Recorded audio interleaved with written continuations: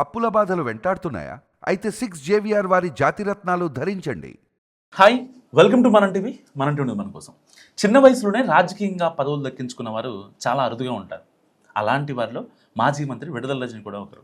32 సంవత్సరాలకి ఎమ్మెల్యే అయ్యారు. ఏకంగా ఆ రాష్ట్రానికి మంత్రి కూడా అయ్యారు. తెలుగుదేశం పార్టీ నుంచి జంప్ చేసిన కొద్ది రోజులకే అవకాశాలు చేజిక్కించుకున్నారు.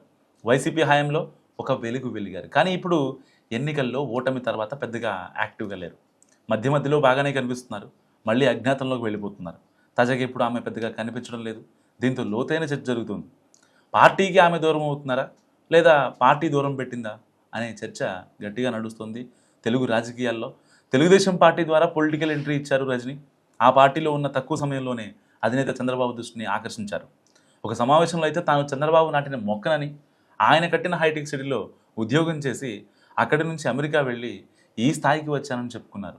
ఈ సమయంలో జగన్మోహన్ రెడ్డిని తిట్టడం ద్వారా ఫేమస్ అయ్యారు. కానీ 2019లో ఎన్నికలకు ముందు వైసీపీలో చేరి ఆ పార్టీ టికెట్ తగ్గించుకున్నారు.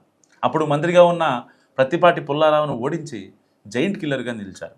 మొదటి ప్రయత్నంలోనే టీడీపీలో కీలక నేతగా ఉన్న పుల్లారావును ఓడించి మంచి గుర్తింపు సాధించారు. జగన్మోహన్ రెడ్డి దృష్టిని ఆకర్షించే మంత్రి అయ్యారు. మొన్నటి ఎన్నికల్లో మాత్రం రజని ఓడిపోయారు. ఆమె నియోజకవర్గాన్ని జగన్ మార్చారు. గుంటూరు వెస్ట్ కాన్స్టిట్యున్సీ నుంచి పోటీ చేశారు. అక్కడ కూడా దారుణంగా ఓడిపోయారు.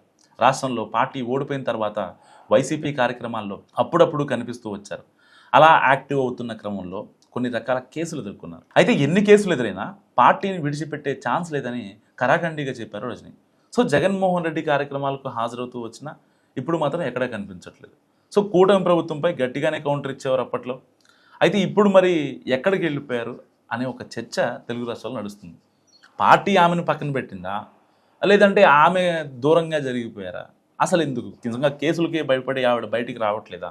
ఇంతకుముందు వాయిస్ గట్టిగా వినిపించే రజని మరి ఇప్పుడు ఎందుకు మాట్లాడలేదు? మస్తుగా కామెంట్ చేయండి.